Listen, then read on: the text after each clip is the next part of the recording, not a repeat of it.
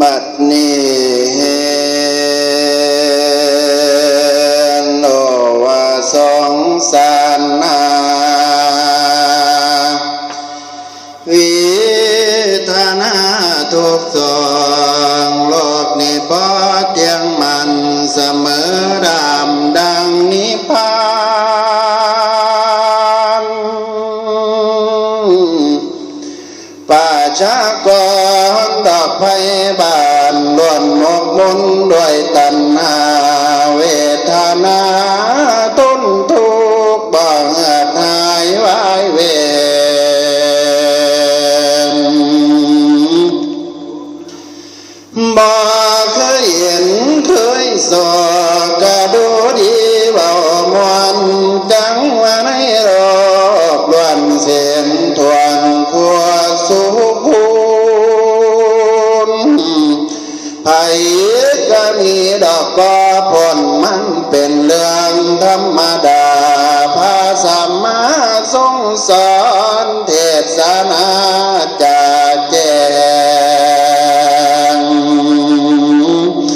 คำแสดงพระโคเจ้า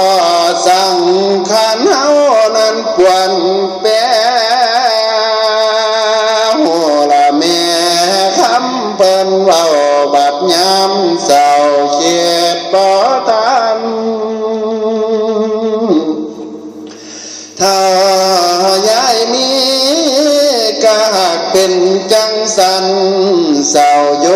บ่มีไว้ลูกมาตายจังเมิดหวังได้นั่งหุนโยคือบาโอ้เดโน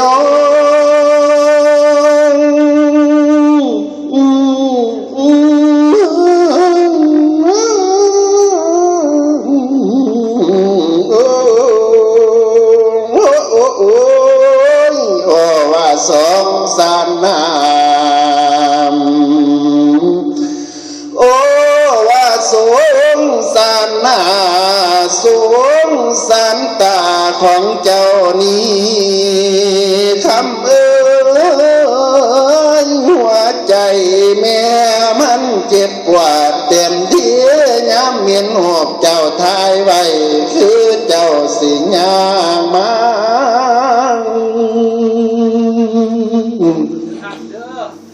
เมื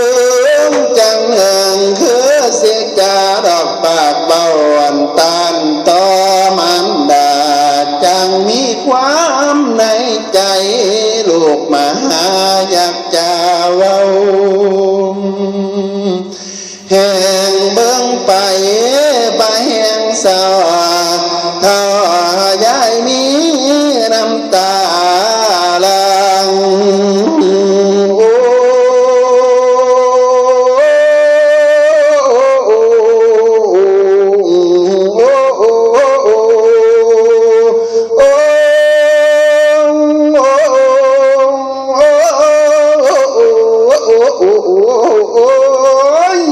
ความหลังแต่ก่อนเกียรทวีเขาทับทุ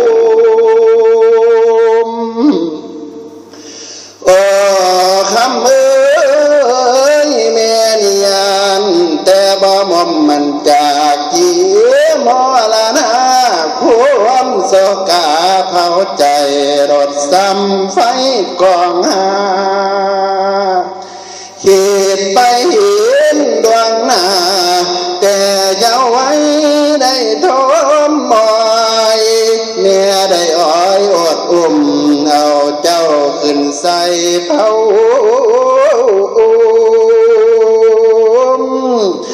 แม่เคยยอมมอได้อดอ้อยปลาล้มอ้อยแทบสาวอยเป็นล้มบาดเฉียดมาเข้าขังอานิจจังเดี๋ยวนี้บัดนี้ไปคนละโลกเหลือแต่ความโศกแค้นเอาไว้ให้แม่แย้งดินนิสานแห่งแรงยังบ่เพียงหัวใจยายผู้เพิ่นไปติดค คงได้ถูกทรมานกันยังบ่ปานใจข่อยย้ำขะนี้น้ำโลกมันลดอกอังแกนแสนสามเก่ามนุษย์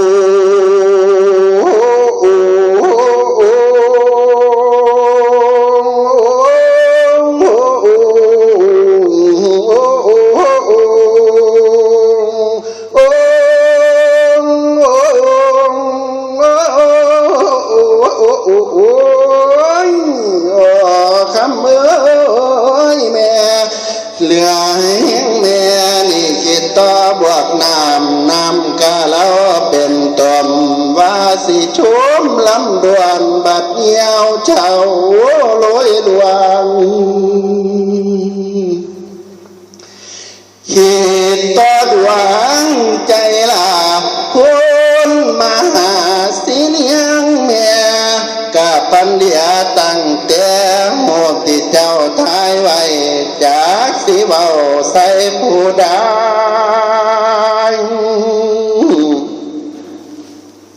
สร้างมาเหลือ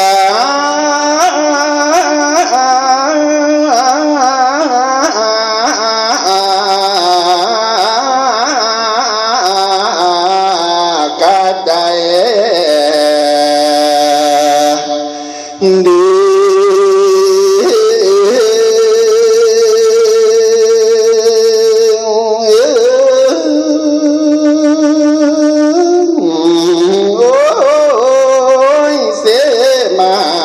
สันเพิงเปิ้งมาแหงกะผัดยังตั้งแต่หญ้าทั้งซ้ำกะเปื่อยพัง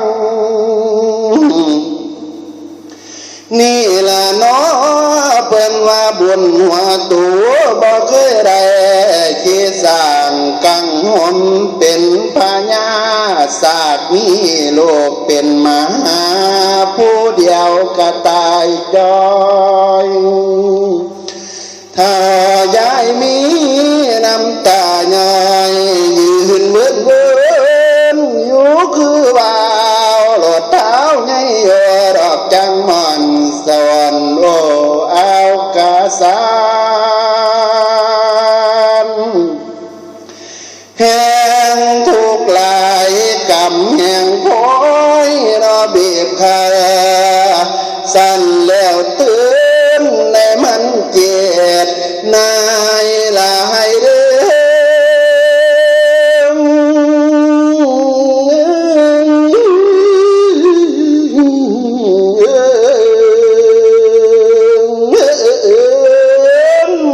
นายลายเด้ชีวิตสั่งเกิดมาบ่คือบานพอแต่แนวกันดานแย่ขัดสนไปโคโซยาง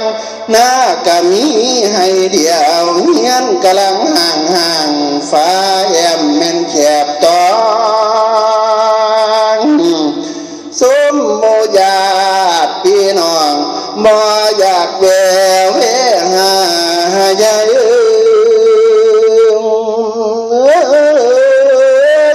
เกิดมาเป็นคนทุกดอกผู้ใดก็หมายแวนเพิ่นว่าคนเนานี่เห็นใจทางบัดหลงบานเห็นใจงานบัดหัวปันคนเสียเห็นใจกันกะบ่ได้ประโยชน์ย้อนนั่นคำเนมพอดเมียนหลายนั่นละนั้นสัทธาโยโ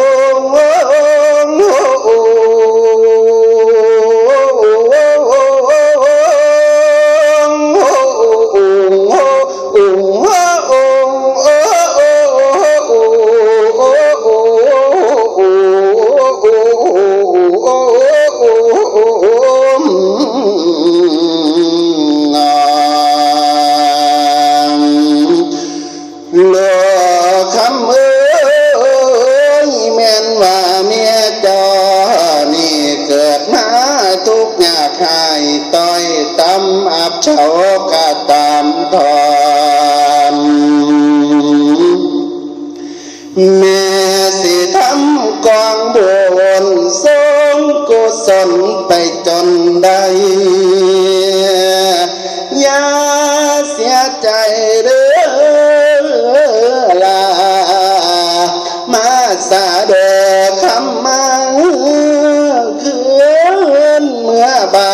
นน้ำพ่อแม่คำ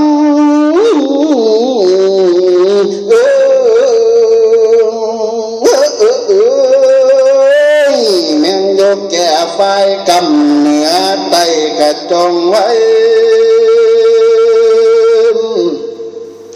คืนเมื่อบานป่าไม่อันบานเก่าเมืองหลังเฮาเดินขึ้นไปกินแกงป่าเจ๊กับปูคือเขาให้เจ้ามากินข้าวพากระเบียนน้ำเมีย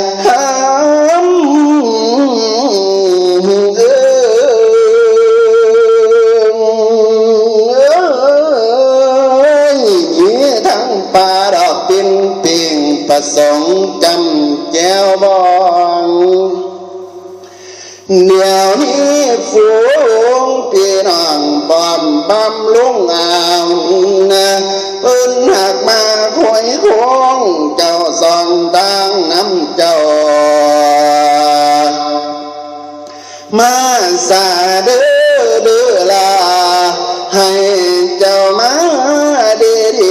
อย่าได้เครียดอย่าได้จมคำ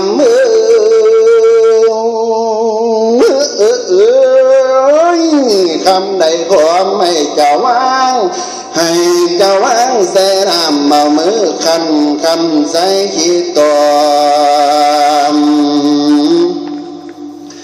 ว่าไปใส่กระบอบอมสัมผัสตื่นโศกาถึงกันมาบ่มีถอยรถซ้ำไทยขายมาข้าขอลาเมื่อบานเมืองอุบลกำบานเก่าก่อนเดิมลาตั้งสององค์ข้าเจ้าปีนี้หน่อยกระดังกันขอบคุณสาธุชนทุกท่านที่ได้ซอยกูนาข้าสิขอจดจำมันใส่ใจบ่ลืมได้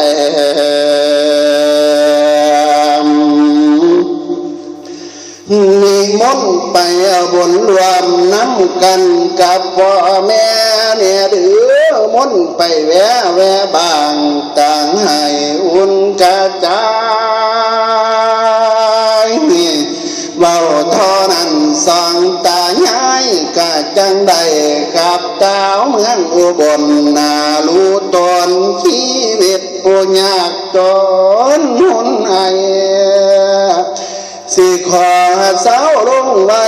สำเนาก่อนสิคงไว้